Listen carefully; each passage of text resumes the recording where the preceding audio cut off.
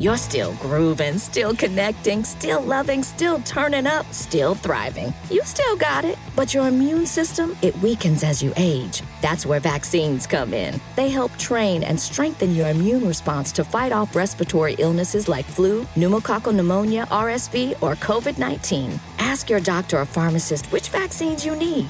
Book in minutes at vaxassist.com. Sponsored by Pfizer. This is the place where sports opinions collide. Dead in sports. I'm your host, Kenneth Mears. Joining me on the show, we have FIFO, Nick, Shelton, and Spike. What up? What's happening? Q will be joining us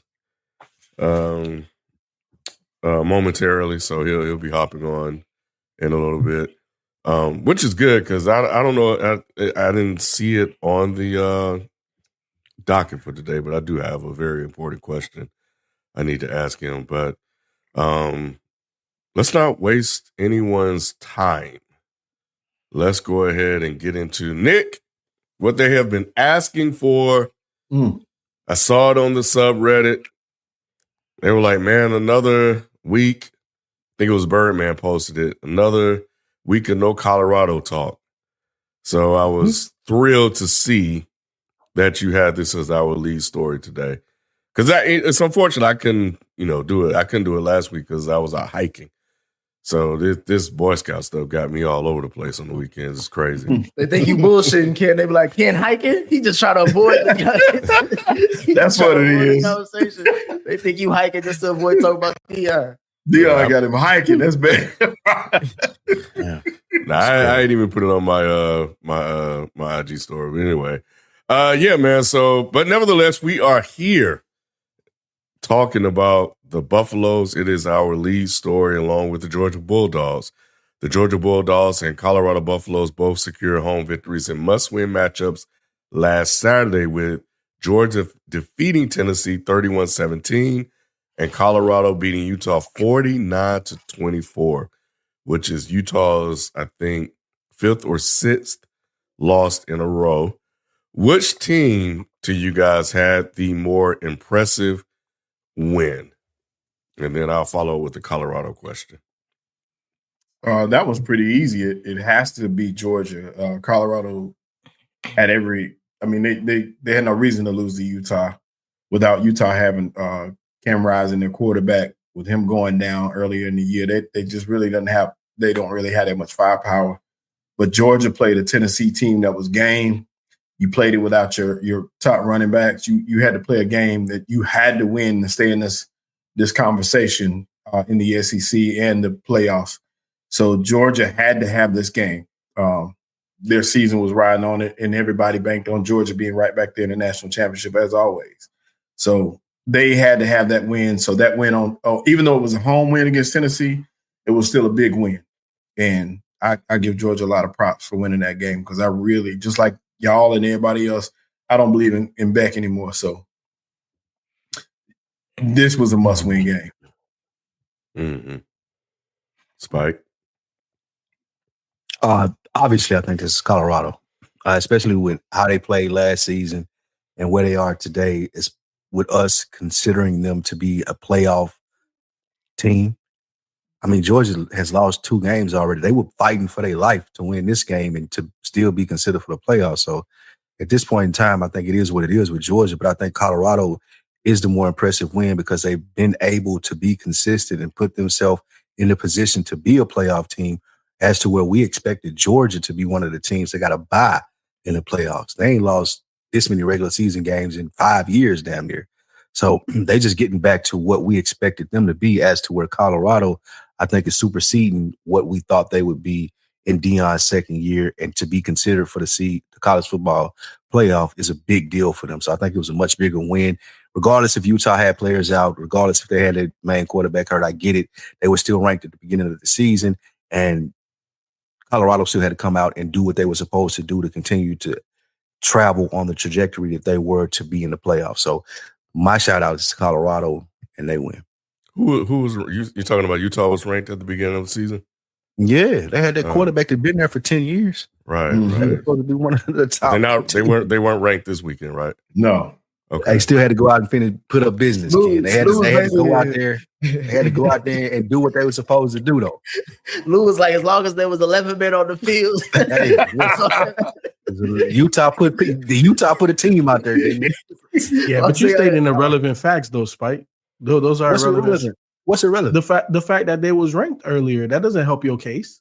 Yeah, because Ken just said that no, it Colorado because they just lost 6 went in a out there row. and lost that game, FIFO. Y'all would have been all over Dion. Oh, Colorado lost and they were supposed to win. Right. Yeah, we should have because they should not have lost to a team that's on a losing streak. Yeah, right. Yeah, exactly. You're right. They knew what they're supposed to do. You still got to go out there and do the thing. But that doesn't mean that it's more You impressive. go out there and do the thing that they're supposed to do. No, it was not like me because I wouldn't make Let me ask you this. Let me ask you this, Spike. Who is struggling between Colorado and Georgia? What team is struggling? Georgia. Okay. Who played the ranked opponent? Go ahead. Thank you. That's exactly. I'm going down the same road you are. We both are 85. So which opponent was tougher? Is Utah or Tennessee tougher? Tennessee is tougher than Utah, based off the ranking. So a tougher opponent, and that team was struggling, but the more impressive win was the better team playing against the lesser opponent. I'm struggling with all of the best players on the planet. I've had the best recruiting class for the last 3 years. I ain't even supposed to be in this position. But now y'all giving me praise because I was struggling going into Tennessee and I beat them when I was supposed to beat them. If you had picked this game at the beginning of the year. So Colorado wasn't supposed to beat Utah? No. If you let me finish first, if you had picked this game at the beginning of the year when everybody. But this is not the beginning of the year. Irrelevant fact, Spike. Right. That's not an irrelevant fact. It is. I think Colorado still has to go out and do the thing that they needed to do.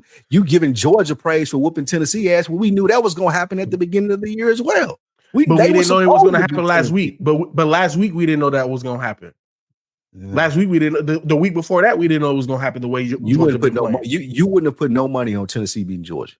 Shit, yeah, that's a good bet. Going into that game, Lou, I wouldn't be surprised if nobody. If I had bet anybody, if I put in the Dead End Sports chat on Friday, who wants to bet me that Tennessee beats Georgia, none of y'all would have took it. Thank you. Depends on how as far as I had to think about caveats. There are no caveats. No, are you asking me if I pick Tennessee? Am I pick? Well, shit. Well, fuck Georgia. Period. You know what I'm saying? Not the state itself, but the team. Like, I don't give a damn about Georgia. I wouldn't have took the bet just based off of that. Now, if you said it was, Tennessee versus Cincinnati, yeah, you already know. I don't give a damn who we got back there. I'll bet on them. They don't either. Yeah. Well, for me, it's like I'm more impressed with Georgia just because backs against the wall. I think Tennessee's out probably now with that. So like it was a must-win game for both sides. With Utah, like Ken said, they came into it like we already losers. Like they could have ruined Colorado's season. Nah, they couldn't have ruined. They can ruin their ride home. That's all they ruined, nigga. They wasn't gonna ruin shit else. You know what I mean? My thing is with Colorado. Well, I'll finish my point with Georgia. With Georgia, they had their back against the wall against another team who had its back against the wall. So they had the more impressive victory, especially it was a dominant victory too. It wasn't just like by a touchdown or anything. Like they proved they were the better team. I just also find it real fucked up. And I think the committee's going to change the rules in the next couple of years that Georgia might have won this game, but it still may not have mean shit down the line. Because if they lose in the SEC championship game, if they get there, they're out. And that rule makes no sense to me. No. They talked about that on some rules. So, well, it's just basically like making it to the SEC championship game and losing counts the same as if you lose in the regular season. Right. So it's like how are you grading a championship game like you are a game going against Kentucky? You know what I'm saying? Like that should be counting. You should get a bye. Those two teams should be in regardless. You know what I'm saying? Because as you can see, the playoff games is what matters, not the conference games. That was back in the old playoff system. You know what I'm saying? In the new one, since you have more teams, you would think you'll get more leeway. But that's just at that point. With Colorado, I'm impressed with them because they got past the number that I expected them to get. So any win that they get on top of this is just icing on the cake. Now, them going into the playoffs, that's more interesting. If Deion can do that in the second year, that's very impressive. But my coming into the year, I just want to look at Shedor's growth and see as far as his growth as a quarterback. Pause. And I was looking at I was also looking at just how many games that can Deion get more than he did the first season, and he's done both. Both of them have done both of that. My question, I know Ken, I know you had a question about Colorado. I have one too, and I don't know, and this may be very different from yours, but I wanted to ask FIFO, because I know you don't watch a lot of college football, but you were really into the Deion conversation. Do you think him leaving? Do you think Deion and Shedeur leaving Jackson State and doing what they did in Colorado? Do you think that Shedeur will be looked at as a top QB prospect if he would have stayed at Jackson State? You on mute. You're mute, people. Hell no. And I said that back when that question in the midst of everything happening, my answer is the same. Like, nah, Shedeur would be considered an NFL player, but he would be 3rd, 4th, 5th round if he would have stayed at Jackson State. Even if he would have balled out. Travis Hunter would probably be the only one to make it in the 1st round because he was undeniable. They would have questioned him in terms of the talent that he was playing against. He may not have been the number 1 overall pick, but he would have been a 1st rounder if he would have stayed in Jackson State. But everybody else, hell no. I think that's the main reason why Deion did what he did. You know what I'm saying? And I think it was the right move. At the end of the day, I don't think Shedeur was heralded coming out of high school that high, right? And Deion did everything in his power to ensure that I put you on the stage because I believe in you. I'm gonna put you on the stage to make sure that everybody sees you in the same light I do. You know what I'm saying? So it was definitely the right move. And if I was Deion, I would do it 10 out of 10 times. The second question to this opening is, do you guys think Colorado will make the playoffs? Now, let me give you real quick on ESPN. They have the projections right now, the Week 13-12 team college football bracket projections. BYU 12, Ohio State 5th, so they would play Alabama 9-8. You have Alabama and Notre Dame 11-6. You have Georgia at 11, Penn State 6, Ole Miss, Indiana, Ole Miss 10, Indiana 7, and then of course rounding out you have Boise State 4, Oregon 1, Miami 3, and Texas is 2nd. Does Colorado sneak into the playoffs? They just got to beat BYU, right? Yeah, I was going to say, I think so. I think that they will take BYU out. I think the defensive line, more than anything, the defense is fired up and is looking really, really good. They're underestimated in a lot of these cases, but they are really showing that they can play football. The offense has never been a worry of Shedeur. Even though Travis is his favorite receiver, he does spread the ball around. They are trying to run the ball a little bit more with Augusta than they have ever. But more than anything, that defensive line has stepped up big time this year. And that's the difference. And I think they'll beat a BYU team that when they see them. So I don't think they fear BYU at all. Yeah, they should win out. I'll be surprised. At this point, expectations have lead us to this conversation, so expectations have risen. So at this point, I'm kind of expecting them to get in because if they just continue to win out, I think they should beat by BYU. That should lock them in. I don't see Boise State staying at 12. I think they are just going off the back of the running back. I don't really care about that team outside of him, but Boise State is 4. Don't lose. You mean BYU at 12? I'm sorry. I think BYU is going to be the one that gets out. What was you saying, Lou? I thought you was talking about Boise State at 12. I was going to say Boise State, all they got to do is win, and they still get a bye because you win your conference and then my biggest gripe is Notre Dame. I hate how they can just get in just with their schedule and to get the teams that they play, and they ain't got to go to no conference games. They ain't got to do none of that shit. They could just get in and watch everybody else. It's like, man, that's some bullshit. They said this at the beginning that they set it up so Notre Dame would be in there mostly. Like Notre Dame would have to have a terrible year not to be in the playoffs because they play Army and Navy every fucking they set it up. We got a black head coach, Nick. Yeah. Who would you replace them with, though, Nick?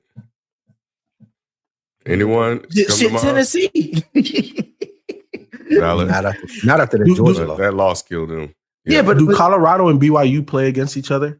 I don't think they would They unless play they the go to conference the championship. yeah. They play in the Big 12 conference championship. Yeah, that's what I'm saying. They have to Yes. get to the championship game. Yeah, Yeah, because so- BYU But just they- lost. no, that's it. That's it. That's the conference championship. It's both of them is 6-1. They're going to play in the conference championship. So that'll be like a pseudo playoff game, I would assume. Between Yeah, whoever wins is BYU in. and Colorado, whoever That's wins. so. is in the So, playoff. even, so if Colorado takes another loss, they're still going into the championship game, and that's the one that determines if they get in. As long as it's not a conference game. I don't know how many games they have left. I don't know if they take another loss because Arizona State is still 5-2. Colorado is 6-1. BYU is 6-1. So they still have to win their remaining games to play BYU in the Yeah. Oh yeah. championship. You was making it seem like they was already a lock in there. I'm like, yeah, they still got to win out the regular season. To get Who? Well, they just got Colorado? one more game, Yeah. though, right? Yeah, they got to play Kansas. I think they play Kansas. Is that a division game? Is that a conference game? Yeah, Kansas and Oklahoma State is who they play next. Mm-hmm. Yeah, they They good. got two now. They And good. both of those are I mean, in they conference. should be good. They should be good. Yeah. Kansas They is good, Shelton. 4-6. They good, and Shelton. We did Oklahoma this. State 3-7. I'm sorry. I Yeah, was we just saying Kansas 4-6 and 3-7. yeah we They should went through win both of this their games. early when were able to do the recaps. We looked at the schedule. There were at the time when there were some rain games that we looked at. We were like, if these guys are the guys, they should win these games, and they have. And- So And BYU still got to beat Arizona State, which is the third team. Like they play Arizona State next week, so that's a big game. If Arizona State beats BYU, then Colorado will play them for the conference title and be one game up on them. yeah, so I don't know. I like their chances of getting in. I know this is something that we've been talking about in the chat for a minute. When we were looking at the schedule, it seemed like the odds were against them, but they needed to get some lucky breaks, and it happened. You know, I think they've been they took care of business, and I think they've been very, very fortunate this year that, you know, opponents in their conference is down. Hurt, injuries here, injuries there, and they managed to take advantage of that.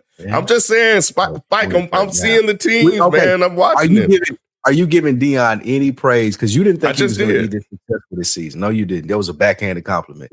That was all the opponents are down.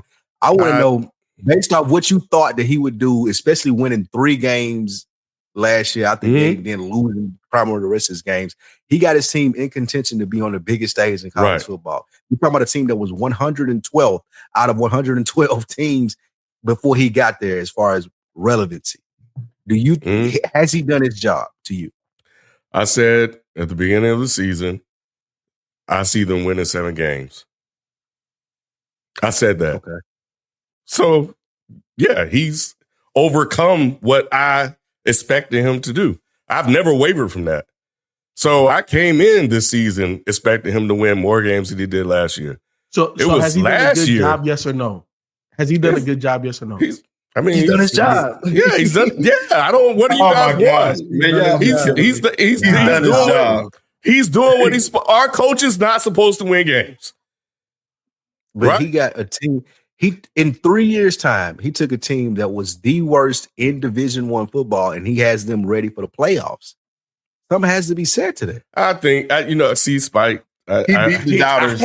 I hate you even went here because I'm trying to get my pro blackness fully back. I came in. I was like, I'm not hating on Jalen Hurts anymore. I'm going to be rooting for all of the people. But see, now I got to say that Deion is just fortunate that a lot of teams fell off and he was able to backdoor his way into the playoffs.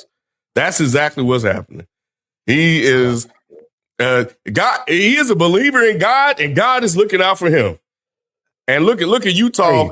They lost 5 games. Their guy got hurt. He had the Hail Mary play against whatever team that was, ECF or whatever. And every other team he's played, they have fallen off. And all these other teams, the after you get past the 7th or 8th team in the ranked teams, everybody else is average. Come on, man. Y'all know Deion. Deion told y'all he was going to do what he's doing. And he's standing 9 toes down on that right now. Which is why You wrong, Shelton.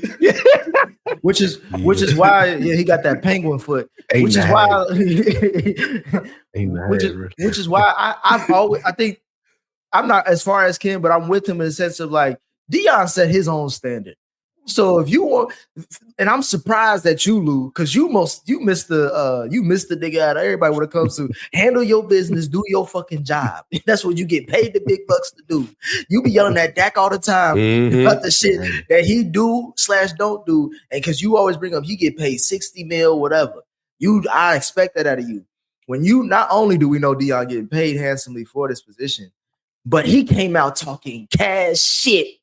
Cash shit would even say he talking shit. He backed it up. Like, he backing it up. He did not back it up. He backed it up this season. Yes.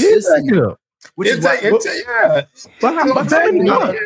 How many coaches go into a new situation and in that first year, like really have that level? No. When did he back it up? Did he back it up last year? He's backing it up right now.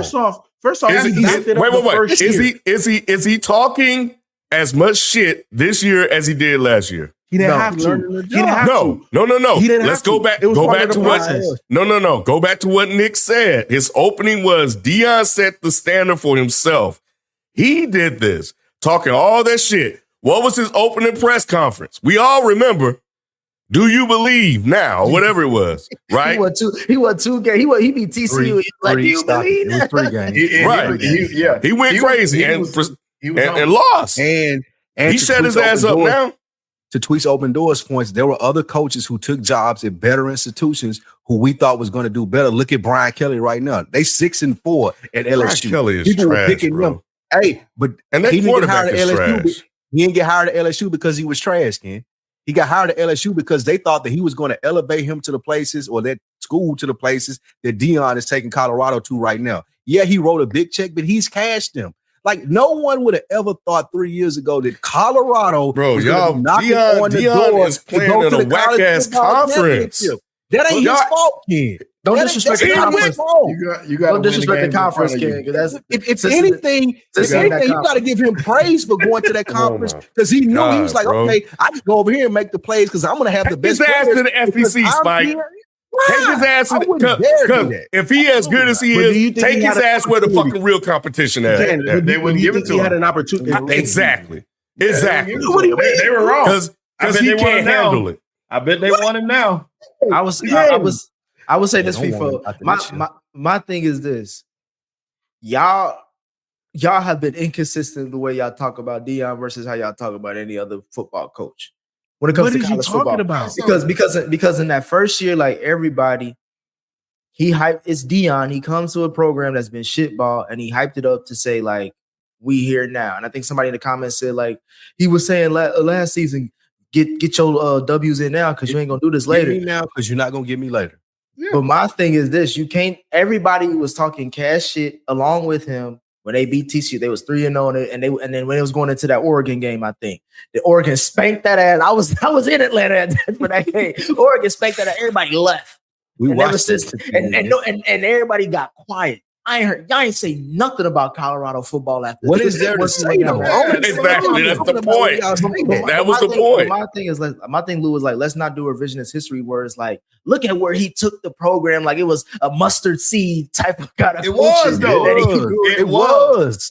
He transformed that whole program from the coaching staff to the players. This is a whole new system. No, but I'm saying, but it wasn't a humble experience. He got humbled in the experience. Right. It wasn't a humbling experience. I mean, you gotta follow. You gotta do that. But at the same time, he stepped up quicker than anybody would have expected him to. Because he don't expect he had like this. No, I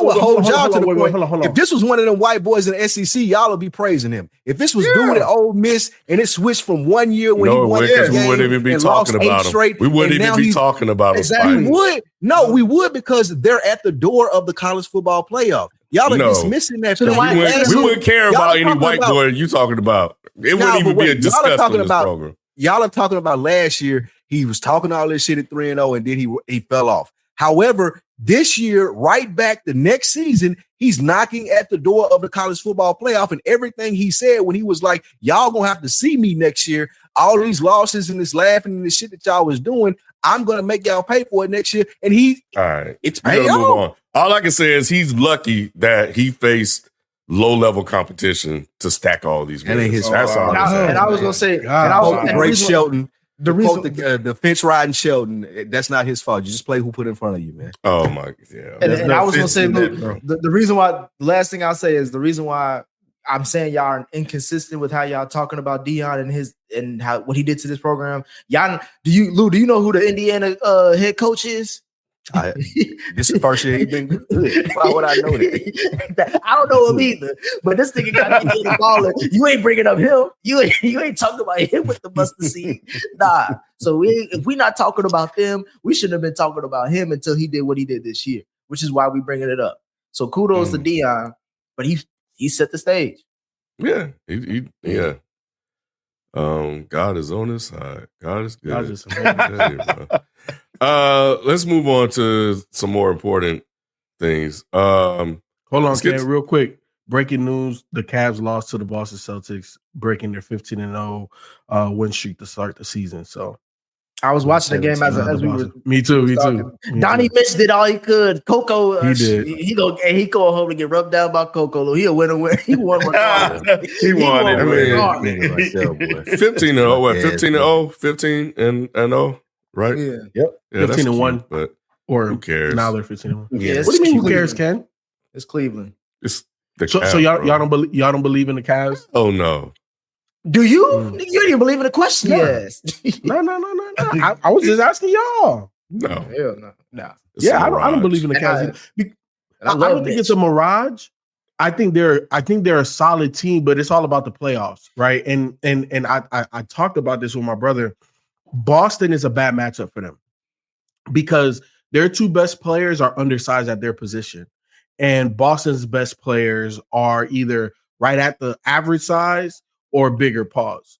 And they could just overcome them. And Kristaps ain't even play. Like that's a whole nother cheat code on the court with him. So I don't think Cleveland can. I think they can make it to the conference, but they can't get past Boston. They're not good enough. Yeah. The Eagles handled business at home in a divisional matchup against the Washington Commanders, winning 26-18. Is Philly a top 4 team in the NFL? And after that performance, is Jaden Daniels still leading the race for Rookie of the Year? So what do y'all think? Philly top 4 team in the NFL right now? Yes and yes. Oh my God. Yeah. Look, I've been saying it for a minute. On paper, are they not one of the best rosters in the NFL?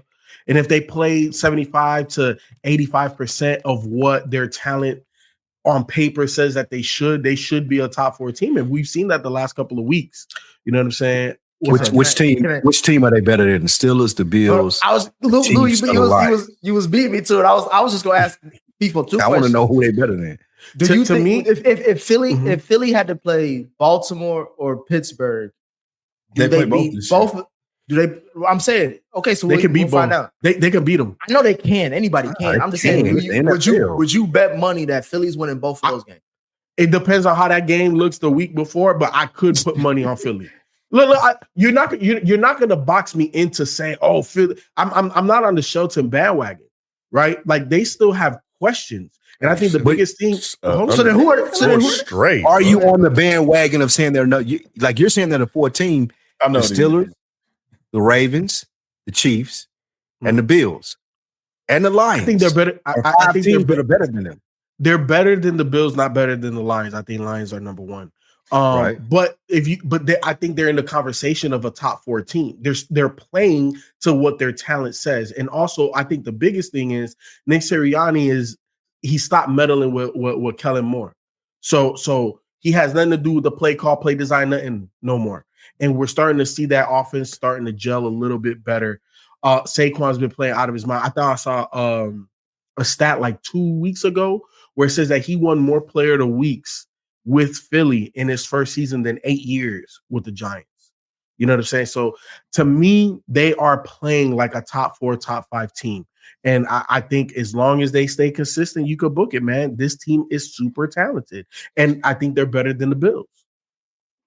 To answer your question, it's absolutely they are a top 4 team, and that's not coming from Who's your top fans. 4? You definitely gonna put the Bills in there. You put Philly, and you put You have to put Detroit, of course, and the fourth is KC. You'd have to put Kansas City in there, just for the Patrick Mahomes effect. The Eagles are better than the Steelers. Absolutely. And there's one reason why you have to say that. And that one reason is not even Saquon, it's the defense. You have the number one defense in the league right now. And you can't sneeze at that. What they've been doing on defense is incredible and remarkable, the turnaround that Fangio has his team on. They're the number one defense in the NFL. You cannot shake a stick at that. And it doesn't matter who they're playing against.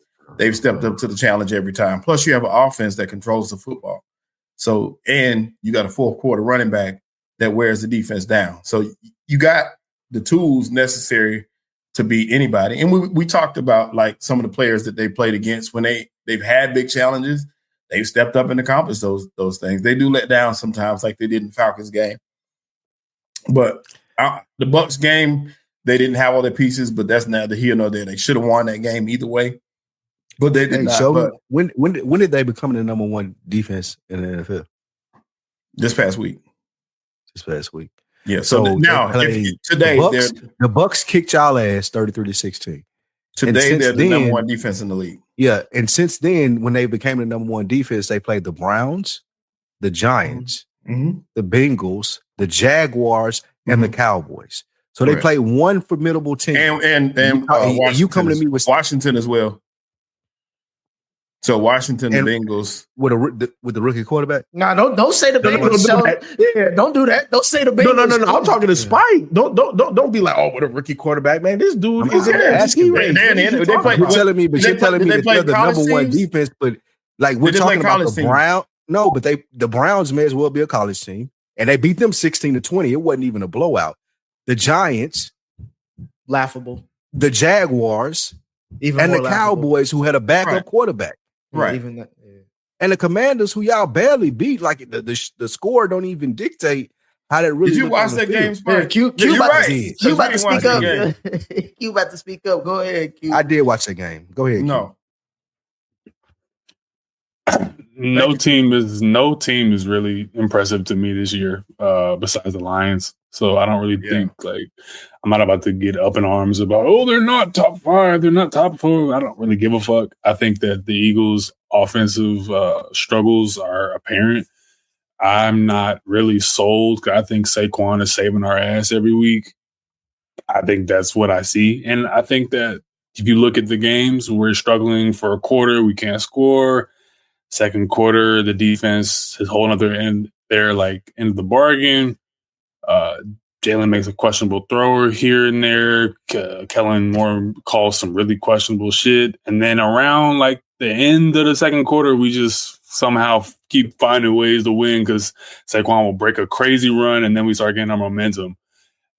I mean, if that's going to be the game plan and if that's what's going to work every single week, then sure. I don't think that's a formula necessarily for success is just leaning on Saquon Barkley every week to like get us going. I would hope that they identify that we're a running first team, but even just some of the run plays, I'm not really in love with the play calling. I think the Chiefs have a glaring issue on offense.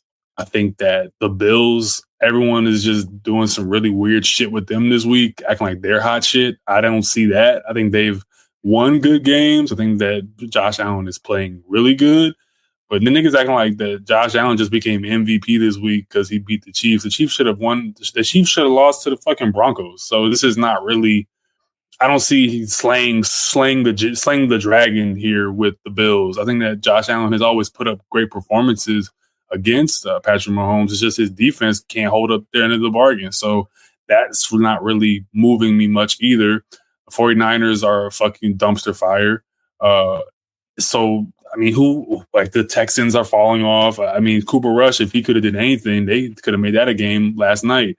The only team that's consistently shown me, and this is coming off a 5 INT game. So nobody really is like a juggernaut this year, dude. But I will say this.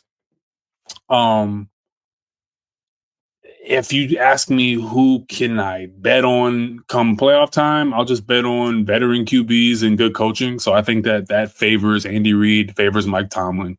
So if you ask me, are the Eagles a top 4 team? I'll say to be determined. I mean, I really don't see this great, collection of teams to even put this in an order. It's just everyone could be advantageous. The Lions are the only team that have a great offensive scheme that continues to show up for me. I disagree with Q. I think the Lions and the Chiefs are juggernauts. That same Tampa Bay team you talked about beat the Lions too, though. Lou, just so you know. So Q, you said something that I knew was incorrect. So I had to go get the numbers. you said that Philly needs to establish themselves as a run first team, and they already have, because they have the worst passing percentage versus the team passing play percentage, which is at 44.76%, which is dead last. So that means that they run more than 50% of the time. Does that also mean that's what I said? Does that also mean your quarterback sucks? I thought that's what I said, is that we are a run first team. No, you said that. Does that mean it didn't sound that way, Q? Yeah. No, what I heard is that they need to establish themselves as a run first team. Oh, that's what I heard you say. Oh, okay. Well, sure. All right. I mean, they got a running back, a quarterback, so yeah, that's run first if you could ever get there. But they are run first.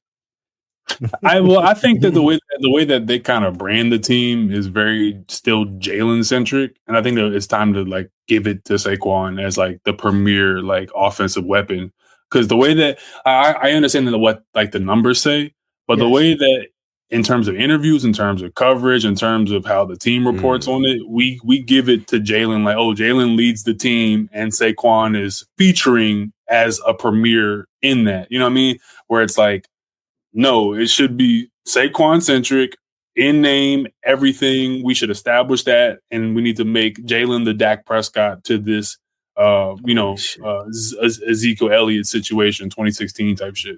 And I agree with Q wholeheartedly, because that's what FIFO brought up, and what Q was saying is facts versus reality. Because as a Saquon fantasy owner, they damn sure ain't a run first team. So you know that for sure. Technically they run, but you run when you said that shit earlier, I didn't even know about that. 8 weeks. You said you said over the first 8 weeks, Saquon has been the player of the week. He's got more than that, not 8 weeks, but 8 years versus 8 years with the Giants. That's insane. Yeah. And it could be multiple players of the month if they gave it to fucking Saquon when they at the 1 instead of Jalen Hurts. So to me, that's that. To me, that's a weird. We're a run first team, but not in the way you think kind of stat. So hold on. No. Let me pause you real quick, Nick. Hold on. Because I got some more numbers here. You said that they're not featuring Saquon. Saquon had 100 in his last game. I'm going from most recent to the beginning of the season. 146 yards. 66 yards, 159, 108, 176, 47, 84, 147, 95, 109 for almost 1,200 yards on the season already. Let me ask you this question, Figo. Let me ask you this question, and I want to talk to, and I got to talk about Jalen Daniels because it's coming up in the chat too. But that play that they lost to Atlanta by, was that featuring Jalen Hurts? Was that featuring Saquon? That's what I'm saying. That's all I got to say about that. That's what I'm saying. That's what I'm saying. Well, that's what I was going to say. I disagree with what Q said on that front, because I think it is featuring Saquon. We see. Thank you. Like we said, I think y'all are being semantic with me. I know what the fuck the yards are saying. I'm saying that when it comes to coverage, when it comes to how we brand this team, when it comes to how Nick Sirianni talks about this team, how Jalen Hurts talks about the team, it's not relying on Saquon gets us going. Saquon is our guy, and then we're going to follow behind that. It's very much so a Devontae Smith and A.J. Brown, and then, it's this mishmash of weapons that we're talking about, when it should be, no, Saquon Barkley is the engine, like the stats should show, but it's time to actually name that. We keep making this a Jalen, Devontae, AJ Brown, and then Barkley flashes with these great plays. Q is talking about Russell. It's going to be the same situation that you had. Yeah, what Q is talking about is Russell Wilson versus Marshawn Lynch. When everybody knew those early teams, Marshawn Lynch was the guy that was doing everything, and Russell Wilson was the beneficiary of that. And Russell Wilson was getting a lot of credit, and we saw what happened in the Super Bowl. I was similar in terms of the branding part of it. I was going to say, Shelton, though, too, is like the way that they should be. They're having the same issues that I see the Texans having. It's like they're not just submitting to their run game when clearly the run game is the best thing they got in the way that it's meant to be done. Like Saquon's stats could even be more crazier if they give him the ball at the goal line instead of going with the tush push. Nick, get off that part, because that part you use the brotherly shove. I ain't gonna call it no tush push.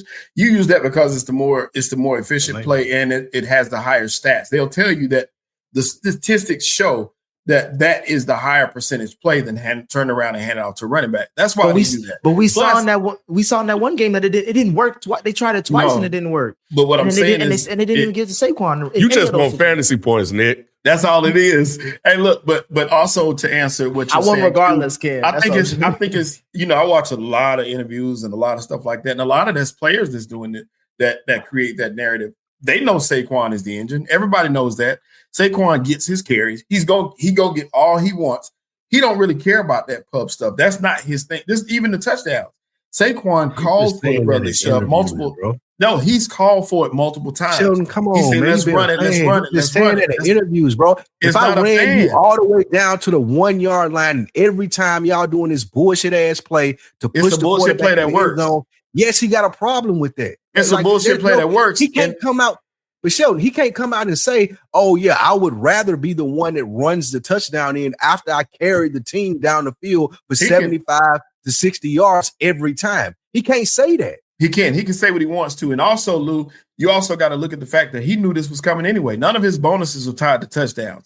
He has bonuses tied to everything else. He knew exactly what he was getting into when he got into came to Philly. I don't believe that right now, if he had 20 touchdowns, he wouldn't make more money than he would if he has however many. Well, if his bonuses weren't tied to it, he would. Yeah. But finish your other point, Shelton, because to a certain degree, and then we got to switch to Jayden Daniels, but to a certain degree, Spike, I do believe that it is media talk, but he has said that, sure, I would love to get the touchdowns, but the tush push is working, so I'm cool with that, and we're winning. So it goes both ways. He would love to get the touchdown, but he knew what he was signing up for, and he's on board for it as long as they win a game. They start losing, it may be different. That's when it may be a problem. So what about Jayden Daniels? I was gonna say with Jayden Daniels, the last few games he's faced a lot of playoff caliber teams, and it doesn't look as spectacular as earlier this season. This also doesn't help about Cliff Kingsbury and him being in a first half coach, not a second half coach when it comes to the season. Now his offenses kind of fall off. So I'm hoping that's not the case this time. But as mentioned in the chat, Bo Nix is balling, and we in Make America, Make Our QBs Great Again era of quarterbacking.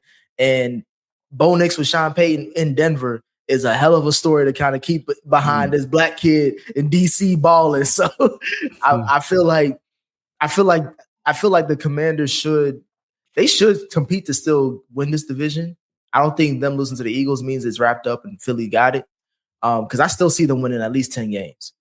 But Daniels has to kind of go up. And ever since he had that rib injury, he's been throwing things differently. So I'm hoping he gets better with that. Y'all think anybody else got any thoughts on it? I think he's just saying, the more you're in, the longer you're in the league, the more teams are going to be able to see you and figure it out. It's his next move. It's like chess. It's his move now. And I think that Jayden Daniels has the tools to get past this point. It's a slight slump, and it comes with the injury. That didn't help anything anyway. I still think it's his Rookie of the Year award to lose. I know Bo Nix is playing much better, but it's still Jayden Daniels. He's brought this team from a long way. He's going to get them in the playoffs. and I think he'll be more successful than a Bo Nix down the stretch. I think he's going to turn it around, but we can't downplay that injury. You know, ain't no fun getting hurt. Plus, he's been seeing some exotic looks on defense that he ain't used to. Plus, a little bit of pressure. So it happens that way. We played a couple games without Brian Robinson, which is tough. He did make it back for this past week with the Eagles game, but still, that did affect him. You know, without the power running game. But him being a run and passing quarterback, taking his legs away is something that that injury kind of contributed to, and it limited his effectiveness. So now you'll see him ease back into being himself. I don't think that he'll be shook up for long. And it exposes like the lack of talent that Washington has on offense outside of Scary Terry. Like if he can't run and they double teaming Terry, it's like all you got is what, Zach Ertz and Noah Brown. I mean, well, they'll take care of that in the offseason when they go get T. Higgins, so don't even worry about that. But when it comes to Jaden Daniels, I think that you see damn near should have lost 3 straight games in a row. I mean, the Chicago game is a miracle, and then you lose to I guess you could say that Hurts is a veteran now, so you lose to a franchise QB's playoff teams. But I think that you see at least that he's able to beat up on bad teams, and he's able to get in shootouts and barely lose against playoff teams. So you got to be encouraged regardless. You know, it looks better than Caleb. I mean, I'll tell you that. Yeah, I think Daniels is still going to be good. I think they'll have a solid second half of the season. In comparison with him and Bo Nix, I think Bo Nix just has a better coaching staff. Cliff has done some great things for that offense and to help Daniels out, but he's hit the rookie wall. I think that in Denver with Nix, he has a little bit better coaching to help him surpass that rookie wall shit as to where it's not going to impact him as much. But I do think that Daniels can still win 10 games and be a 6 or a 7 seed in the NFC playoffs. But I think Denver also will be a 6 or a 7 seed. And if you pull the tape, Sheldon, I've been calling Bo Nix. I said he was going to be very good this year as far as what his performance as a rookie quarterback. I know you like white quarterback. Yeah, I say you love them, boy. Of course you did. Pull the tape. Pull the tape. That's all I got to say. I call Bo Nix. You can have Bo Nix, Lou. Ain't no one good game. You've been balling all season. I watched it. I watched him play the season. Ravens, Lou. I just watched him play the Ravens, so no. That touchdown was impressive against the Ravens where he lost. Yeah. That's how you know the Ravens secondary trash. So look, I was gonna wait. I was gonna wait to ask this, but I think seeing what the chat is saying too, Marty McFly, I agree with y'all. Everybody talking about Bo Nix right now, how he balling, was killing Sean Payton as a good coach. And I feel like I was one of the few saying, nah, Sean Payton he was the right hire. But a whole bunch of y'all was saying that he was trash. So now he a good coach. What is it? Oh, I had him reverse. I had him on my coaches list. He was on my coaches list before. Y'all shitted on me. I still don't think he I'm with Nick. Yeah. He ain't done nothing to move me neither. We always talk about strength of schedule on this shit. What teams he beat? We talk about the Falcons. They didn't beat the Panthers. They the Panthers, the Raiders. If he take Bo Nix and the Broncos to the playoffs, y'all gonna be singing a different tune. They had lost 2 in a row before this game, right? Who the other person on the offense? Who the other person on the Broncos offense? Name one other person on their offense. James Williams. Who? Williams running back. When did we ever talk about the Broncos offense? That's my point. No, I'm saying. That's my point. When did we ever talk about the Broncos offense? Period. We always talk about that. You don't have to talk about the Broncos offense. I'm saying that Sean McVay, not whatever his name is, coach the Broncos. I said Sean McVay. What's his name? Sean Payton. Yeah, Sean Payton has done a good enough job with that offense and Bo Nix as to where you ain't even got to worry about who on the team. I'm just going to make them good enough to make the playoffs. He's done that. Okay, Luke. His coaching. Q, before we move on, can you just read off those teams that they beat again? Dude, all right. So we got last week they beat the Falcons. They beat the Raiders. Playoff team. Okay, they beat the Raiders. They beat the Panthers. They beat the Saints. They beat the Jets. That's it. And then the first week they beat the Buccaneers. Playoff team. Hey man, Sean Payton is Doc Rivers, like man. If you don't get the fuck like out of here. say, man, you can only beat the teams that they put in front of you. They Lord. See, here they y'all 6-5. NFL Doc Rivers, man, please. All right, let's get to some good coaches and some good players that we know. We're going to talk about for Mike a fact. But is there disrespect this week? Yeah, I got one. All right. Because we were speaking on the motherfucker. I might as well talk about it. Talk about this team. Mm-hmm. Funny how we ain't heard from Doc since the Saints been bad. he was all in the videos, doing all the shit that Puff Daddy do when the Saints was beating the Cowboys. And now I ain't seen Doc in a month. So we got everybody here. I had to bring this up because everybody wanted to talk. We talking kumbaya about quarterbacks. We got to keep it a full bean, Ken. Because I told y'all about the Falcons this season. They had to do something that they're damn near jeopardizing FIFO of doing. It's the easiest division to win. These motherfuckers. Kirk Cousins, since he got to Atlanta, and after that first matchup against the Bucks, everybody was hyping Kirk Cousins. I'm looking through the Falcons chats and all that stuff. Can I do my research? They was hyped. They was like, we finally got a quarterback. We got rid of Desmond Ridder. We got rid of all them other quarterbacks, the Tyler Haneke, whatever the nigga name is. And we finally got one. Well, since then, they've lost 3 of their last 5 games. They're averaging in those 5 games less than 20 points per game. Their upcoming matchups are they're facing the Chargers, Harbaugh and the Chargers, and they're also going to be going to face the Minnesota Vikings, Kirk Cousins' old team. And Cousins, his stats are not impressive at all. He's averaging about 240 yards a game. And in the last 5 games, he's only got 8 touchdowns and 4 interceptions. And in this last game against Denver, Ken, you probably did as much as he did as far as where you was at, because they was shitball. And the thing is, coming into the season, everybody was hyped about not only Cousins being one of the best quarterbacks the Falcons had since Matt Ryan, but also what he could do with those weapons. Those weapons haven't looked like shit the same way they did last year. Like, they're not unlocking Bijan. They're not unlocking Drake London. They're not unlocking Kyle. To me, the biggest one is Kyle Pitts because his contract is about to be up.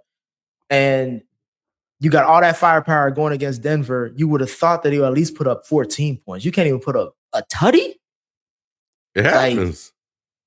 I'm sorry. The disrespect goes to Kirk Cousins and him getting paid all that bread for no reason. They need to start Michael Penix before the season starts. The last 4 games, I'm expecting him to start. Because at this point, Ken, I just read the next 2 teams they face, those are L's, in my opinion. They're going to be 6-7 by the time they get – I think the next game after that is they face the Raiders, so they should win that. But being 6-7 can fuck around and be what Lou's joke was. The Bucks can get back in this. And a rookie would change that. Okay. I trust this rookie. You know what I'm saying? We betting on black this year, kid. Ever since he started swag surfing, that's when it was over. Y'all are not doing that. He was playing good. Shelton, once they called him Kurt Cobangs, that's what he was over. That was the end of it. That was it.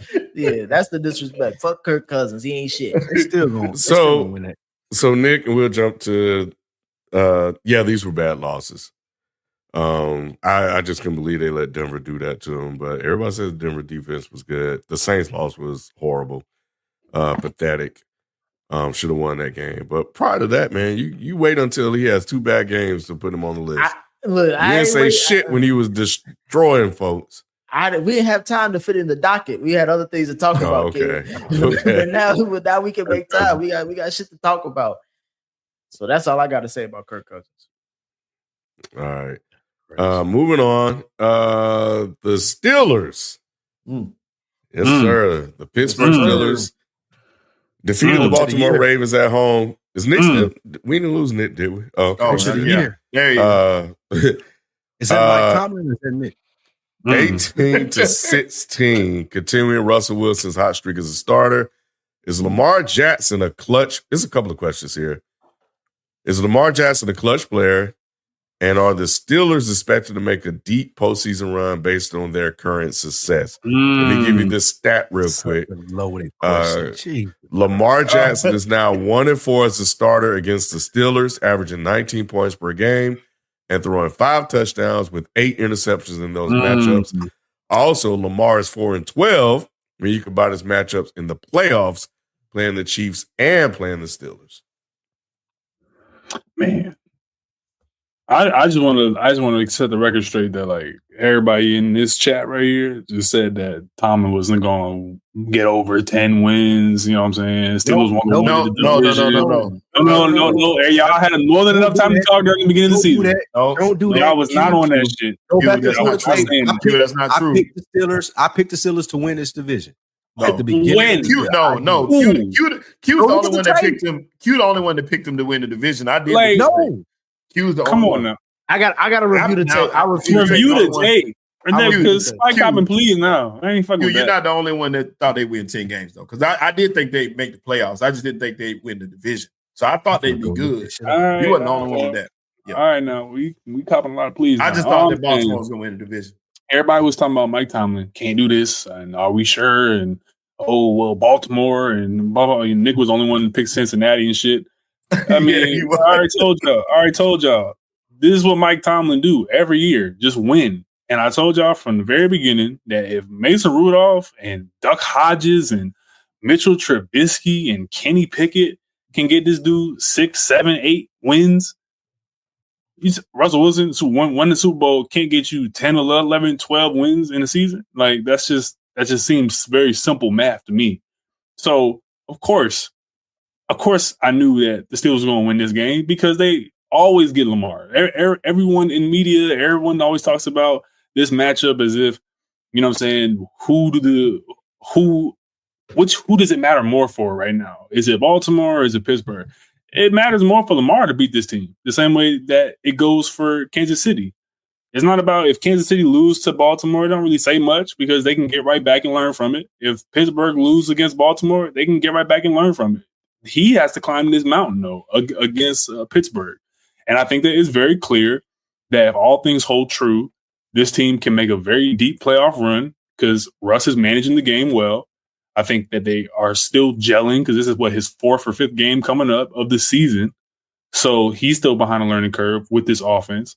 Guys like Mike Williams got to get integrated into the team as a second wide receiver.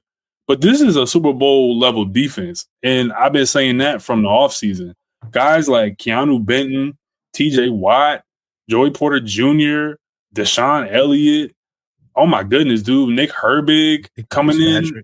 Bruh, Fitzpatrick playing deep safety. You got what's his name? Alex Highsmith playing. Preston Smith getting traded for. This team is legit. Hayward is a monster. Cameron Hayward. He's playing like he's still 28 years old out there, man, and he's 36. So it's like this is a Super Bowl level defense. I think that this is a lot to say on Harbaugh as a coach against Tomlin more than it is just Lamar as a QB.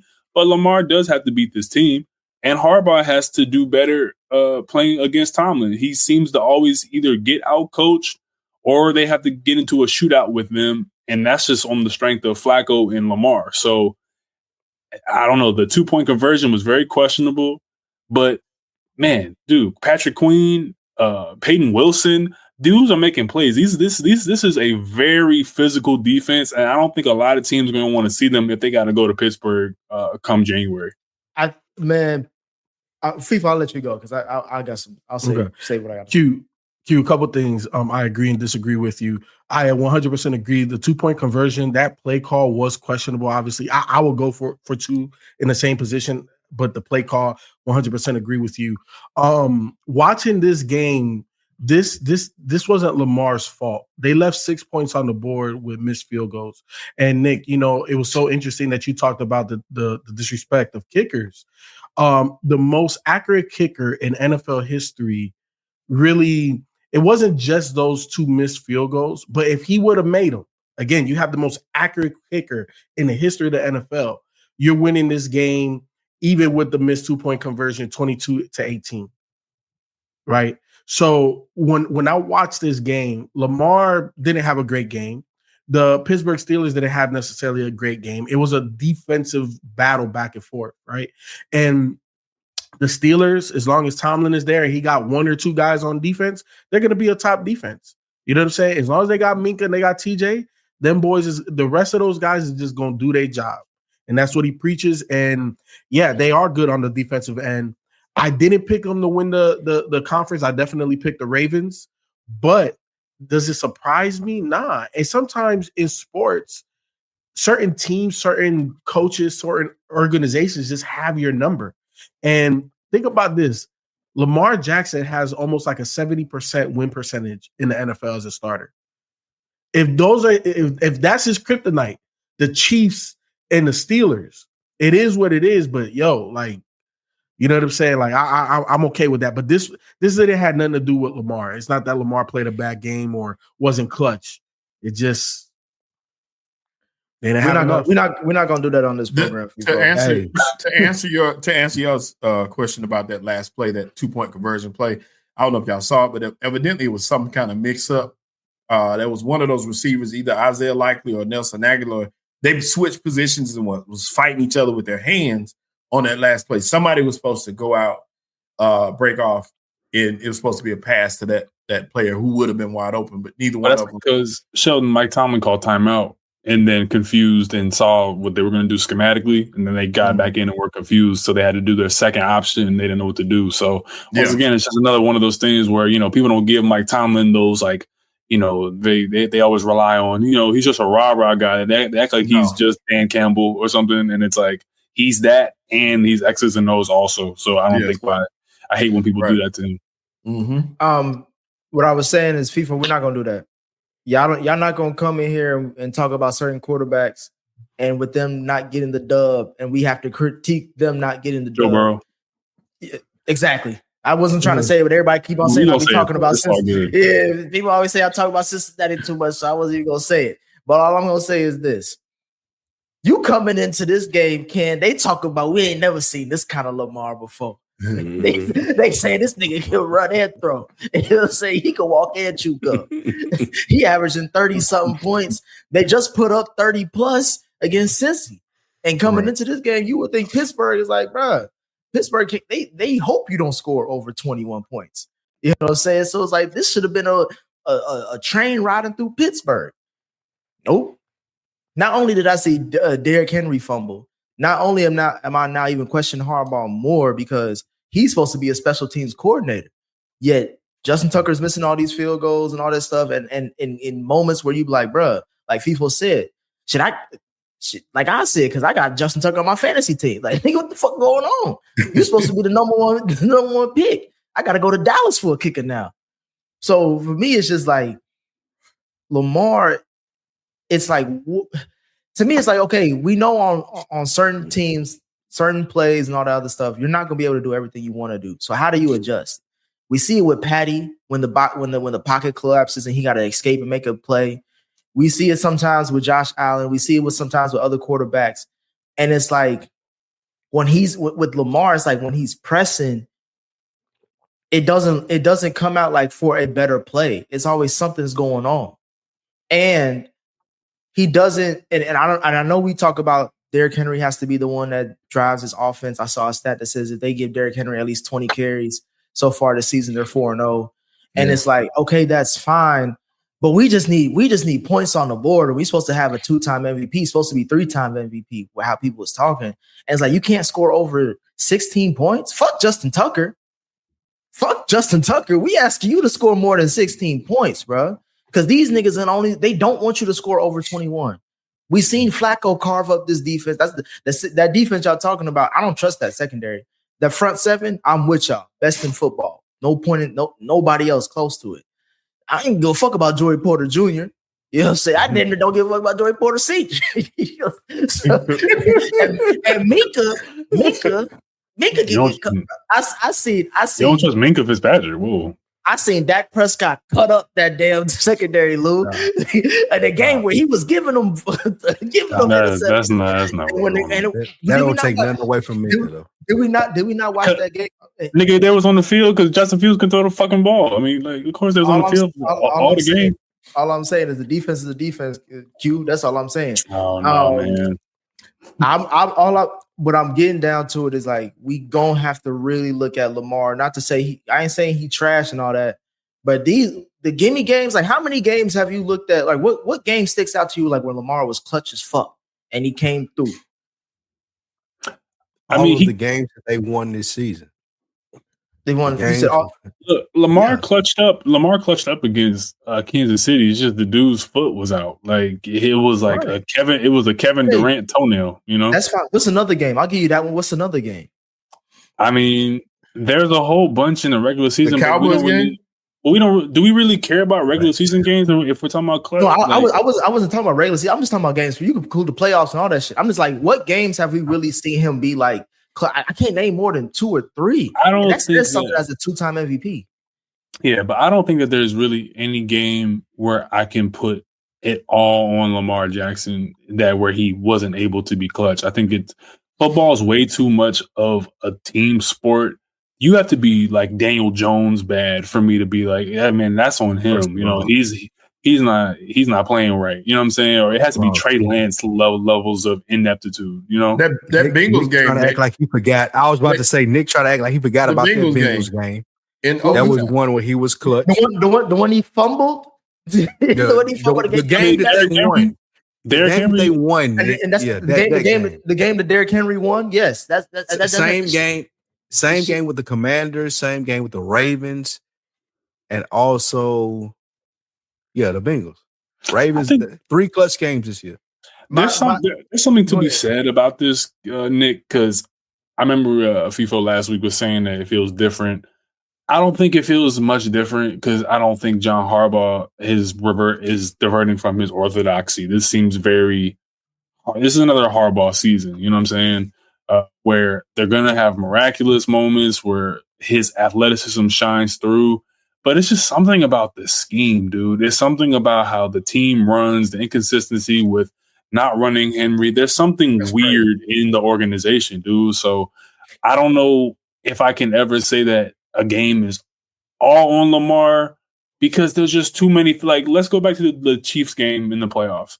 Zay Flowers, he gave that game away at the goal line. You know what I mean? He fumbled right there when they had a chance to get back into it. So it's like you're robbing Lamar of the ability to even try to be clutch in the end because you don't have the personnel that know how to keep their head. And then you have John Harbaugh doing dumb shit, not running the ball at all against the Chiefs and trying to make Lamar throw for 30 times against Patrick Mahomes to prove some type of rivalry shit. I don't know what to do with that. But it's a long game, bro. It's 4 quarters. We could pick out plays here and there, but I'm just saying, like, throughout a full week, I've seen Lamar dominate full games, right? Like that 49ers game last year, dominant.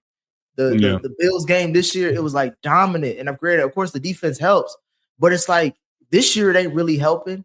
And it's like this is the reason why I'm picking this guy because between Kansas City and this team, these are the teams you got to beat, bro. Fuck everybody else.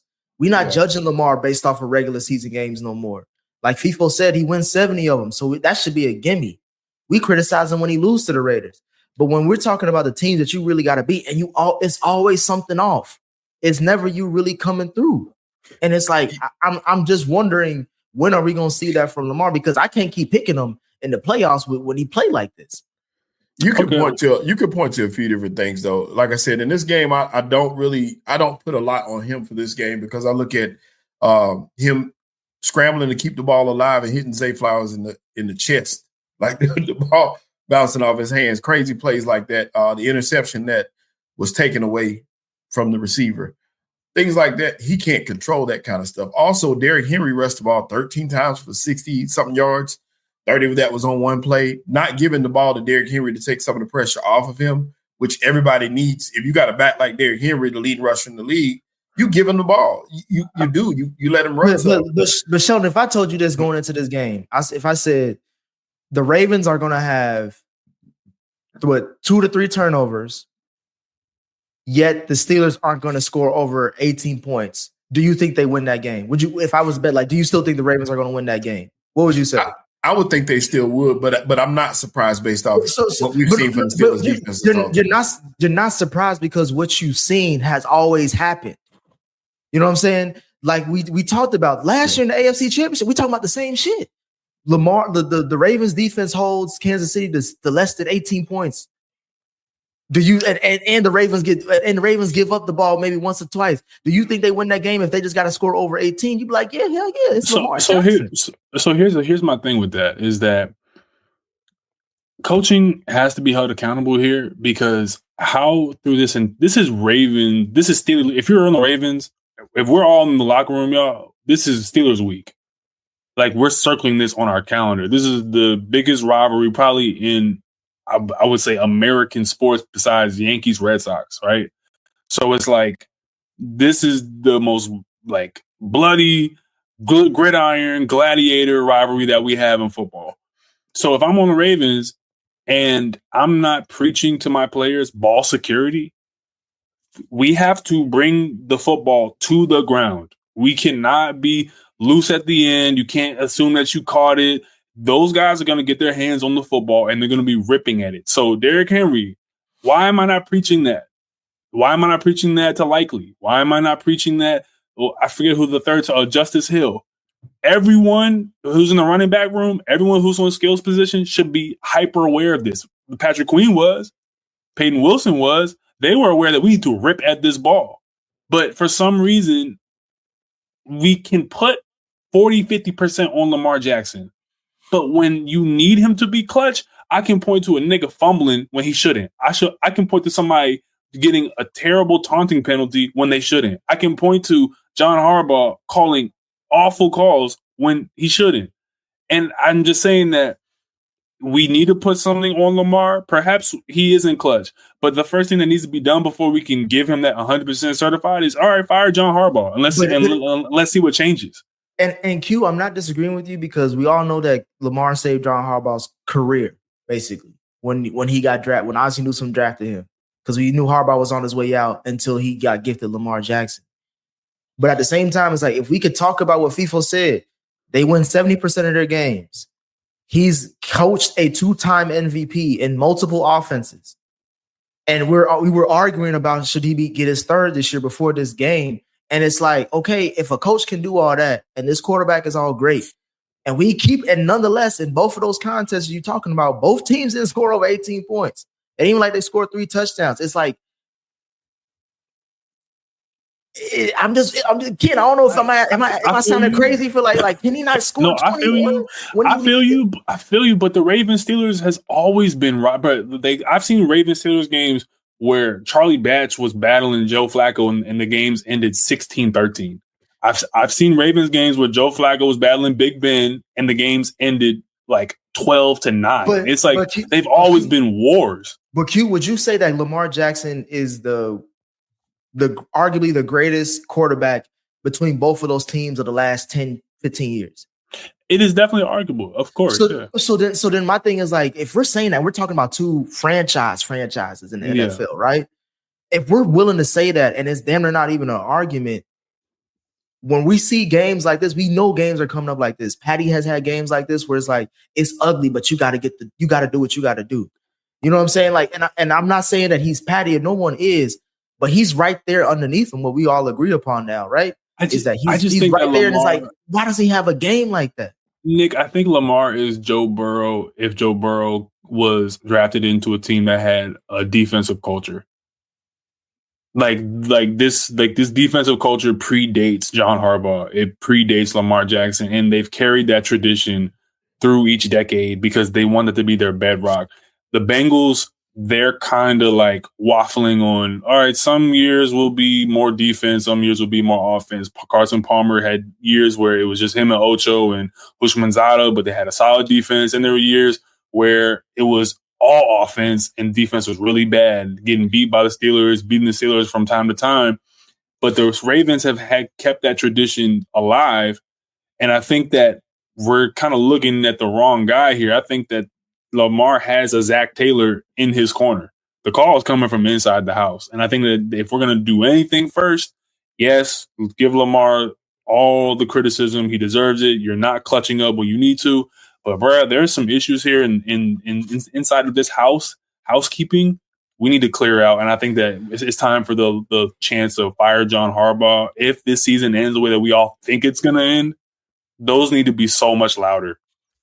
Rivalry game. We know the record. It's a record that people cite for a reason. In a game like this, he didn't get a cigar, but it was, he was there. He drove him down the field. He couldn't convert the 2-point conversion to tie the game. It's one of those games that you got to win if another team is kicking 6 field goals. I think this game speaks more about the Steelers. Only from the standpoint is that we've seen what the Ravens have done all year. So we had a good sense that they were really good. And we didn't know how good the Steelers really were because of some of the teams that they faced and making the change to Russell Wilson and stuff like that. So this was a good quality opponent, even though it was a division rivalry. And even if they had a losing record, they probably could have still won this game. So I think this validates the Steelers more, and it looks like an anomaly or one of those things for Lamar Jackson. With Lamar, it's the playoffs, man. This shit right here, this shit don't mean shit. It's what he does in the playoffs that matters. And if this was a playoff loss, Nick, I would agree with you. Justin Tucker missed 3 field goals. It was a winnable game. And, I think if the defense that's been a sieve all season long, held this team to 18.6 field goals, I thought it was a game that they were primed to lose, especially when Russell Wilson threw the interception. I got 2 things what you said. One, Ken, is like the reason why I'm putting this game and highlighting is because the same way he played in this game is how he played in the playoff games. That's the thing. It's like the regular season at this point of his veteran career should propel you or should have you practice on how you're going to be in the playoffs when it comes to we got to turn it on. We've seen that with the Chiefs, where it's like there's certain situations where we've seen the Chiefs turn it on. This is the 4th quarter. Oh yeah, Chiefs turned it on. We've seen that. You know what I'm saying? So it's like that's what I was thinking. And with the Steelers, this is a cop out for the goddamn Steelers. I hated this game so bad. I was at the bar again. Kid, with the baby mamas, and they Steelers fans. So I damn near left them where they at. And I'm like, bro, hell nah. This game was pissing me off. You not score a touchdown. The real question: did they tell you you look like the Steelers coach? All right, we got 2 more. Go ahead. I'll tell you something later. I'll tell you something later, Lou. They may have a fetish. The Buffalo Bills, you were just talking about the Chiefs, ended the Chiefs' undefeated home win streak with 30-21 victory, handing them their first loss in almost 2 years, which is crazy.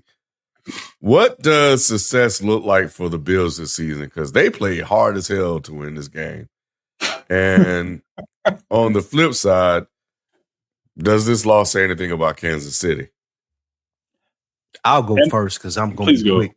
No, it doesn't say anything about Kansas City. I still think that the favorites in the AFC and the Bills still what their goal is this year. Y'all got to go to the Super Bowl. Y'all have to prove that y'all can beat Pat Mahomes in the playoffs, and he's not Thanos.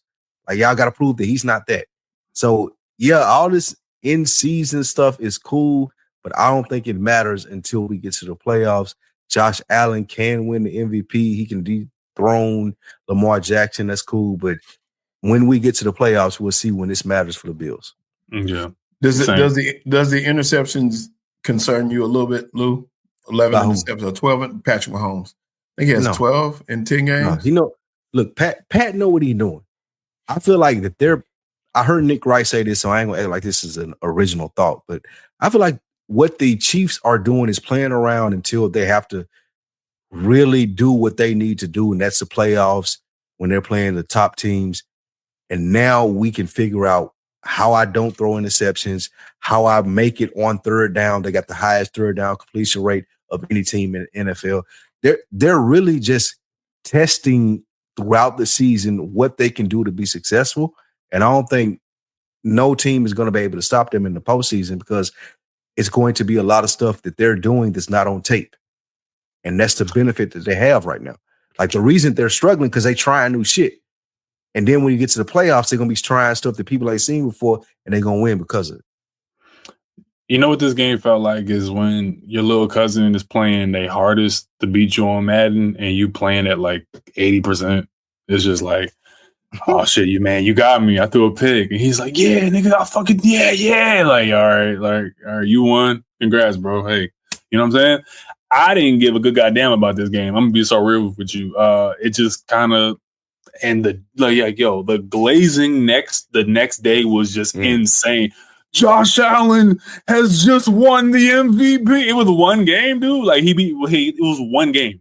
It like not because of his resume, but because of this one game. And Lamar lost it because of one game. I hate how we talk about MVP, man. We gotta have criteria for this shit. But yeah, man, Lamar and them are just out there trying shit. They're just like, all right, well, let's see if I can spin around 3 times and throw a ball up in the air. All right, cool. Let's see if DeAndre Hopkins still got it. If I can just give him jump balls. Oh, okay, I can't do that in the playoffs. They're doing trial and error shit right now. You know what I mean? They're not getting too out of pocket where it's like they're out there just pissing games away. But it's like Spike said, this is just them experimenting. The picks, I'm at like a 3 out of 10 in terms of concern with that, because they're at the stage where Michael Jordan was in the playoffs, where it's like we're trying to get to the playoffs and we're trying to mentally defeat this teammate before we even step on the fucking court, where we know what they're going to do to us because we watch so much film.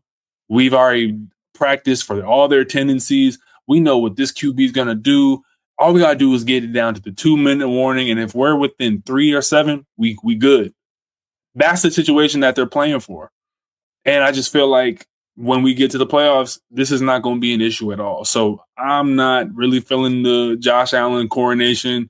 I'm not really moved by the Chiefs. They're 9-1. They don't look like a juggernaut, to return to my old point I made earlier, but they don't have to look like a juggernaut. They're really just a sleeping giant. And that's what I mean by no team is looking great, but they're a sleeping giant though. And they will wake up and niggas is going to have to run. So. Yeah, I agree with everybody here. And Nick, I think you made the point last week about, like not worrying, and everybody's been really making a point about not worrying about Mahomes and the interceptions and how they look.